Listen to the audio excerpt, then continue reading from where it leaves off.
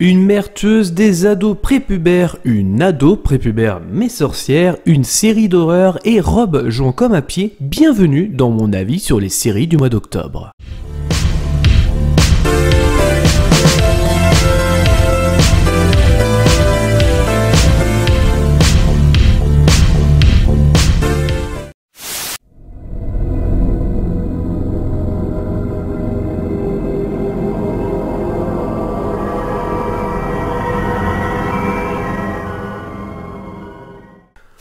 Cora Tanetti est une jeune mère qui est prise d'une rage soudaine en public et commet un acte de grande violence sans pouvoir expliquer pourquoi.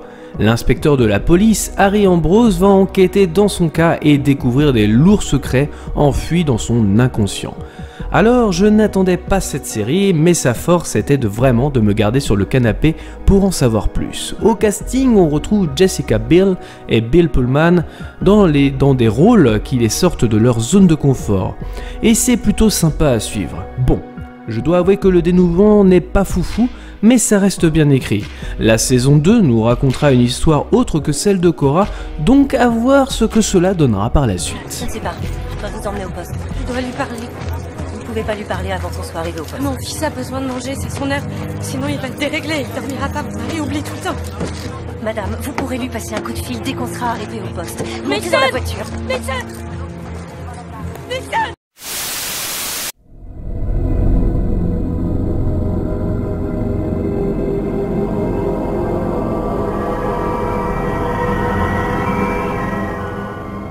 Big Mouse, saison 2, raconte les aventures d'adolescents à l'heure de leur puberté. La saison 1 m'avait plu, mais sans plus, la saison 2 est beaucoup mieux.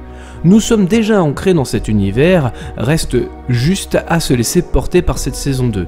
Toujours dans cette ligne directrice de parler de puberté de façon décalée, Big Mouse est facilement entraînante et assez drôle sans avoir de tabou.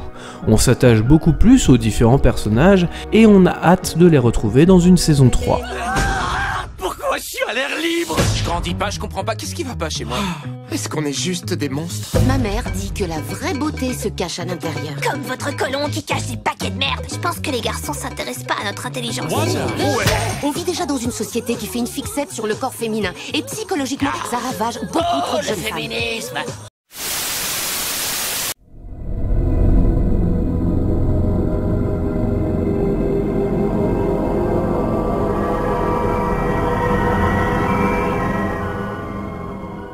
Les nouvelles aventures de Sabrina imaginent l'origine des aventures de Sabrina, l'apprentie sorcière, comme une sombre histoire axée sur le passage à l'âge adulte à travers l'horreur, les sciences occultes et bien sûr la sorcellerie. Sabrina lutte pour concilier sa double nature, mi-sorcière, mi-mortelle, tout en s'opposant aux forces du mal qui la menacent elle, sa famille et le monde des mortels. On part sur un point de vue différent de la série des années 90, je précise que je suivais de temps en temps la série quand elle passait sur France 2 à l'époque. Mais cette nouvelle série proposée par Netflix est plutôt une bonne surprise. Excite le côté sitcom et l'humour, on se recentre plus sur du sérieux, un peu dark, mais on réinvente tout l'univers autour du personnage. Les temps par exemple sont plus durs, une Sabrina moins caricaturale et teenage que prévu, alors cela reste pour les adolescents bien évidemment, mais ça fait le café et les dialogues ne sont pas écrits par un enfant de 7 ans comme on a pu voir chez les adolescents de la série Elite. Cet univers a l'air riche et prometteur, on ne dira pas non à une saison 2. Je peux pas faire ça. Tu n'as pas le choix. Je jure de faire venir Sabrina. Tu vas mourir, la sans mêlée. Les filles inutile de vous comporter comme des pestes.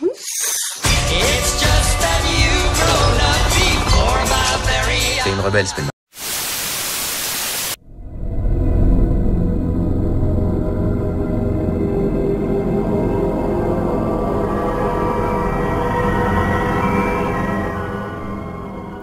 The Haunting of Hill House raconte l'histoire de plusieurs frères et sœurs qui, enfants, ont grandi dans la demeure qui allait devenir la maison hantée la plus célèbre des États-Unis. Ils sont contraints de se retrouver pour faire face à cette tragédie ensemble. La famille doit enfin affronter les fantômes de son passé, dont certains sont encore bien présents dans leur esprit alors que d'autres continuent de traquer Hill House.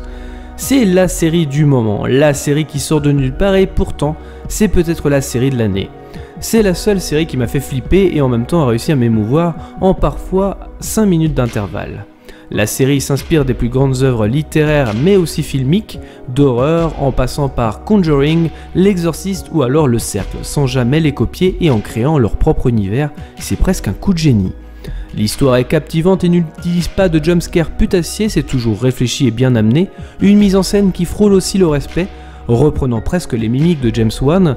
Seul ombre au tableau, c'est dans sa finalité que cela reste décevant. L'intrigue nous vend tout de même une ambiance glauque, angoissante, la maison par exemple est digne de la maison d'Amityville, en violentant ses habitants, mais lorsque la fin arrive, cette tension retombe et la déception s'installe.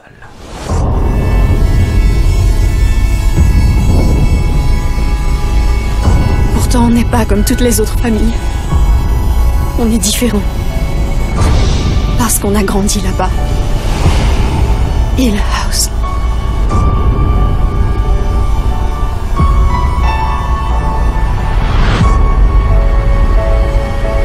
Ta mère n'était pas folle. Plus que ta sœur, ton frère ou toi ne l'êtes. C'est cette maison.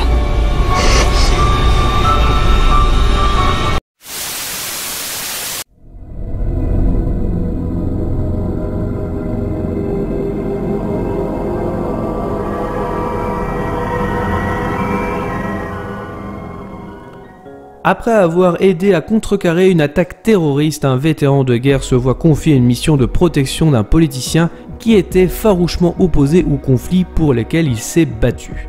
Alors rien à voir avec le film des années 90, la série porte juste le même nom.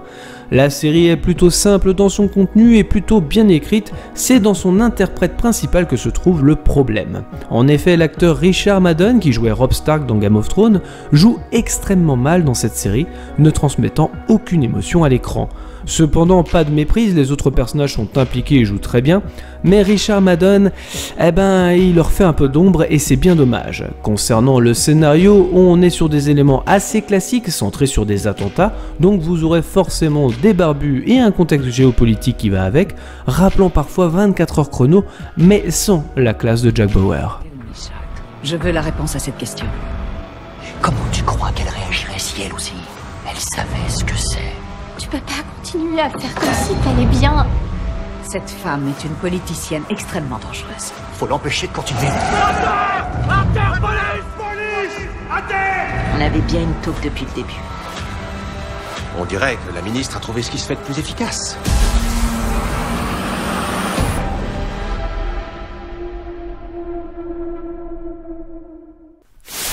Merci à tous d'avoir regardé cette vidéo, je précise encore qu'il ne s'agit que d'un avis et non d'une pensée unique, je vous invite donc à liker, commenter, vous abonner si ce n'est pas déjà fait. Nous sommes disponibles également sur notre site officiel movies365.fr, Facebook et Twitter, les liens sont dans la description. Dans tous les cas, rendez-vous dans les salles obscures pour de nouvelles aventures.